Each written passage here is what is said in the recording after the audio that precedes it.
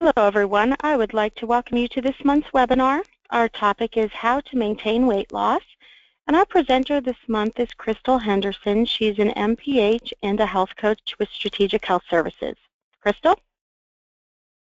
Hi, everyone, and welcome to this month's webinar on how to maintain weight loss. Again, my name is Crystal Henderson, and I'm one of the health coaches. So let's begin.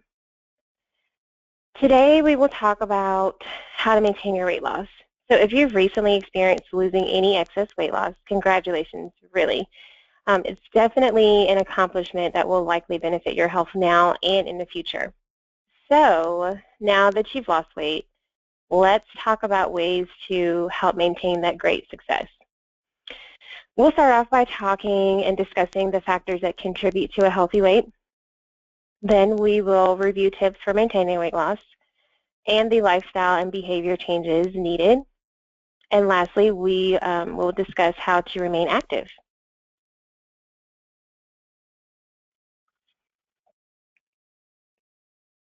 So when we think about a healthy weight and the factors that contribute to that healthy weight, there's environment, family history and genetics, metabolism, and balance. So many people make decisions based on their environment or community. For example, a person may choose not to walk to the store or to work because of the lack of sidewalks. Also, with communities, homes, and workplaces, they can all influence people's health decisions.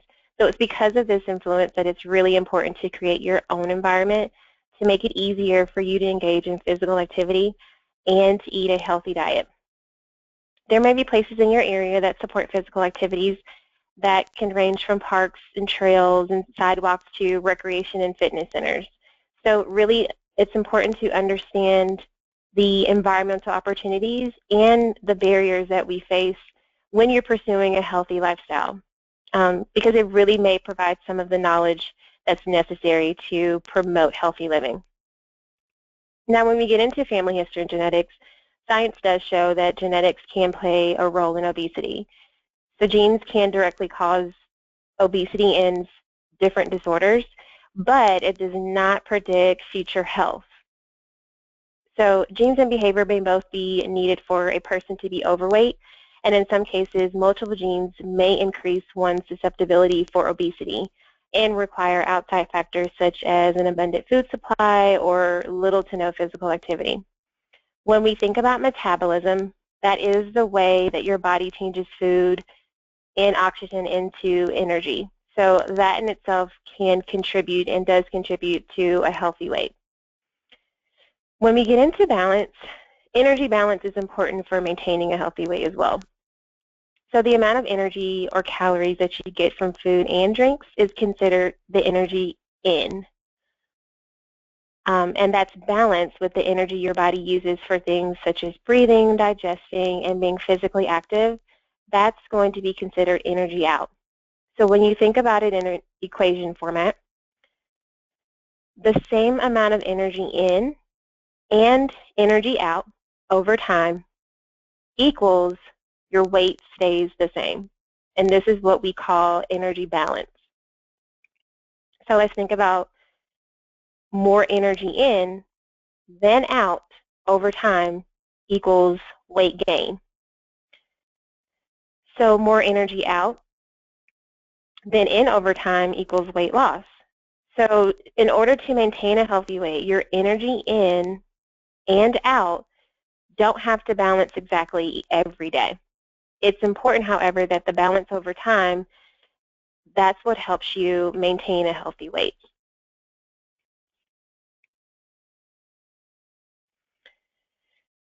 So let's think about some of the tips for maintaining your weight loss. When we talk about following a healthy and realistic eating pattern, once you've embarked on a healthier lifestyle, the challenge is really maintaining the positive eating habits that you developed along the way. So in studies of people who have lost weight and kept it off for at least a year, most continue to eat a diet lower in calories as compared to their pre-weight loss diet. And of course, for more suggestions regarding a healthy diet, feel free to visit Healthy Eating for a Healthy Weight, found on the cdc.gov website. So when we think about exercise, it's very important to follow a consistent exercise routine. And exercising for at least 30 minutes a day is very beneficial for maintaining your weight loss. Now, think about the places in your area that support physical activity, as I mentioned before, with the parks and trails and fitness centers. Even malls provide opportunities for fitness walking. And we'll talk about more of the innovative exercises that are fun and creative to do. So the next will be weighing yourself regularly. People who weigh themselves consistently are really best at catching the new pounds before they really become permanent. So while you may or may not wish to weigh yourself frequently while losing the weight, regular monitoring of your weight will be essential to help you maintain your lower weight. So when weighing yourself, be sure to keep a record of your progress. And you can use a fitness device or one of the health trackers available on the My Pathway to Health website. And again, we'll discuss more health trackers later in the presentation. It is important to remember that your weight today is not a true measurement of how well you have followed your fitness program yesterday, because your body's water weight will change from day to day, and water changes are often the results of things that have nothing to do with your weight management efforts. So let's talk about planning your meals. Planning your meals can really help prevent overeating and help you fight giving into temptation. It also really helps you manage your portion controls, which is very important with maintaining a weight loss, and it also helps you monitor your caloric intake. So that brings me to eating breakfast every day. It is a common trait among people who have lost weight and kept it off. Eating a healthy breakfast may help you avoid getting over hungry and then overeating later in the day.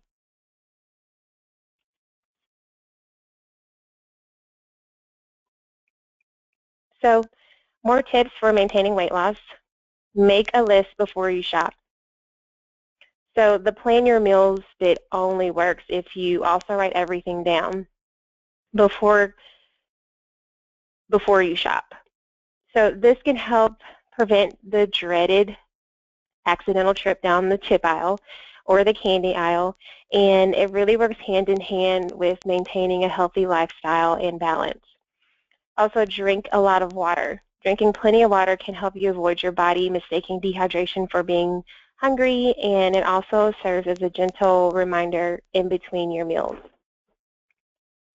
So let's get into monitoring your diet and activity. Keeping a food journal and physical activity journal can help you track your progress and spot trends.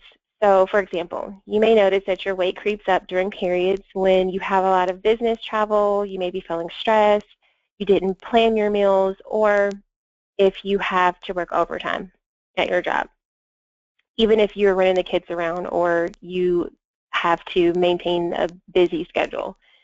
So recognize this tendency can really be a signal to try different behaviors, such as packing your own food for the plane, or recognizing your stress triggers, or developing more efficient time management skills. So that brings me to self-monitoring, which really refers to observing and recording some aspect of your behavior, such as calorie intake, servings of fruits and vegetables, the amount of physical activity, and so on. Or it can even be an outcome of these behaviors, such as weight. So self-monitoring of a behavior can be used at times when you're not sure how you're doing and at the times when you want the behavior to improve. So self-monitoring of a behavior usually moves you closer to the desired direction and can produce what's called real-time records. And you can review these with your health care provider or even your health coach. So keeping a record of your physical activity can let you and your health coach know, or even you and your provider know, very quickly how you're doing with maintaining your weight. So when the record shows that your activity is increasing, you'll more likely be encouraged to keep it up. And you can also monitor your progress as well by using some of the health trackers available on My Pathway to Health. There's an exercise tracker. You can print all this out and share it with your healthcare provider and also share it with your health coach. So focusing on the process and not the outcome is very important. So when you're losing weight, oftentimes you think of an outcome and then you find a process that will get you to that outcome. So for weight maintenance, it helps to start with the process of developing a healthy lifestyle and maintaining it.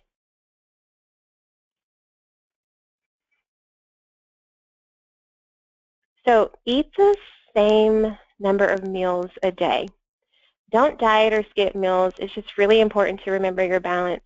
And also skipping meals can disrupt your hunger cues. It can slow down your metabolism and also put you at risk for eating foods that you would avoid under different circumstances. And you're also more likely to overeat when you finally do eat. And include fruits, vegetables, and or lean protein in every meal. So to really successfully maintain your weight loss, it's important to include these foods from the food groups in each meal. And really, as I mentioned earlier, when you actually plan your meals, it's easier for you to develop meal plans that include all of these food groups so that it's easier for you to know that you're having a balanced diet.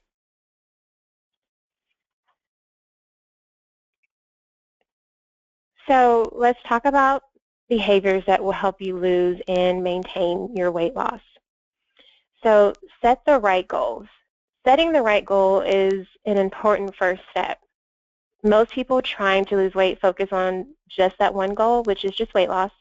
However, the most productive areas to focus on are the lifestyle, behavior, dietary, physical activity changes that ultimately will lead to long-term weight change. So those that are successful at maintaining their weight loss are those who select goals that are manageable.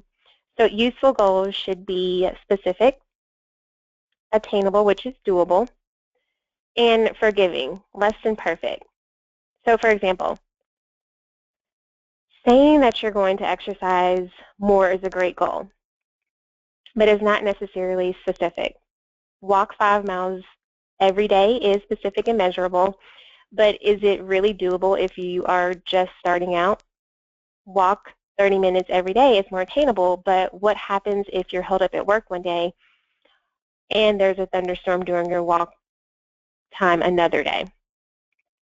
So how about we say walk 30 minutes 5 days a week?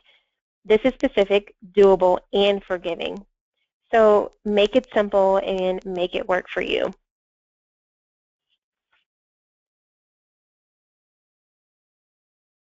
So again, talking about behaviors, avoiding a chain reaction. So stimulus cues control involves learning what social or environmental cues seem to encourage your undesired eating, and then changing those cues. For example, you may learn from reviewing your self-monitoring records that I mentioned earlier that you're more likely to eat while watching television, or whenever treats are on display in the office break room or by the coffee pot, or when you're around a certain friend.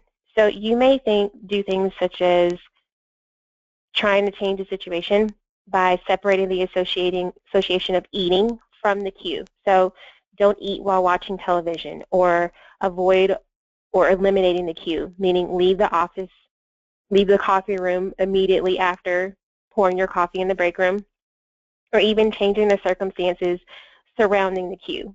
So plan to meet your friend in a non-food setting.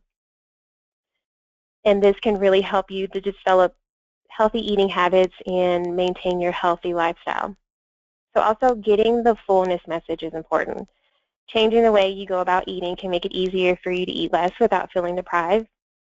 It takes 15 minutes or more for your brain to really get the message that you've been fed. Eating slowly will help you feel satisfied. Eating lots of fruits and vegetables can make you feel fuller. So changing your eating schedule or even setting one can be helpful, especially if you tend to skip or delay meals and overeat later. So let's talk about rewarding your success. It is important to reward yourself. It is a great motivator, but it's also important to pick something that is not associated with food. So think about something that you've always wanted. Use that as a great motivator. Work towards rewarding yourself, and it's not associated with the food item.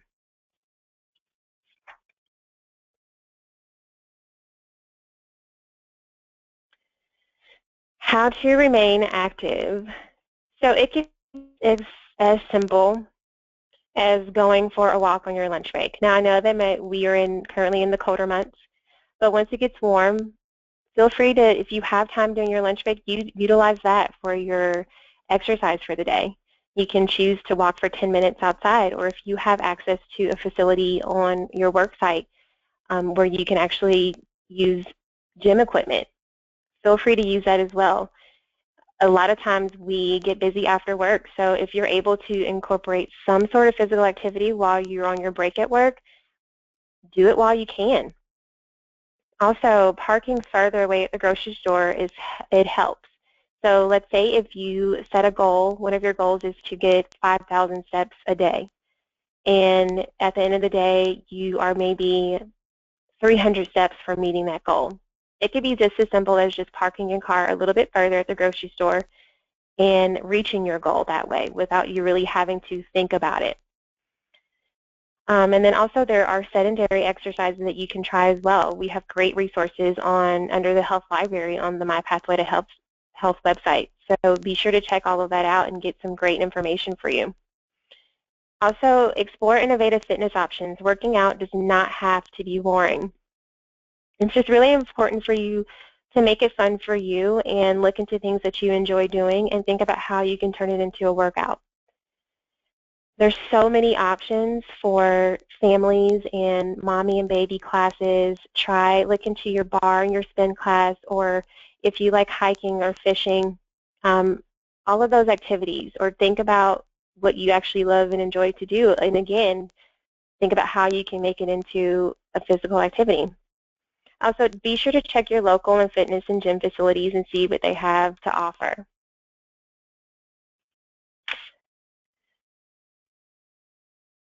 So let's get into some action items to remember. Again, weigh yourself regularly. This could help you you can catch your weight loss or your weight gain early. And it's easier for you to get back to your healthy weight that you worked so hard to achieve. Also, track your food intake.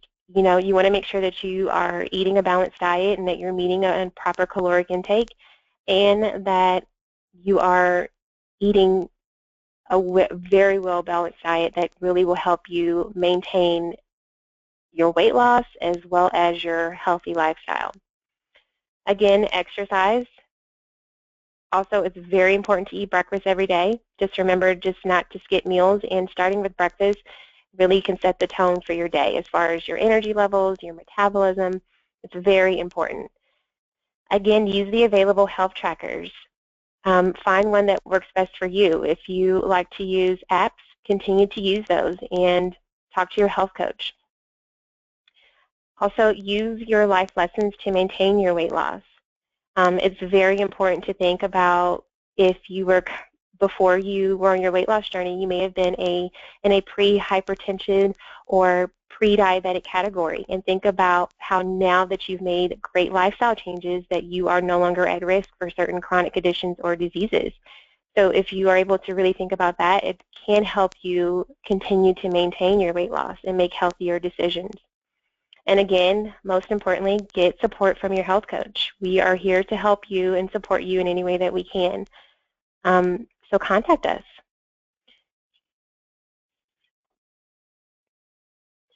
So in summary, changing the way that you approach weight loss can help you be successful. Set goals and focus on lifestyle changes like being physically active instead of just focusing on weight loss itself. Think about what it means to be the best version of yourself and work towards that feeling or accomplishment. And always remember, it's really not a diet, but a lifestyle. And lastly, remember the My Pathway to Health website offers many different educational materials in our health library, as well as the interactive tools and your health calculators. So contact your coach today. You can send in a secured message or call the number that's listed. And we are really here to help you manage your health on a daily basis. Again, I thank you for listening in on this month's webinar, and I hope everyone has a great day.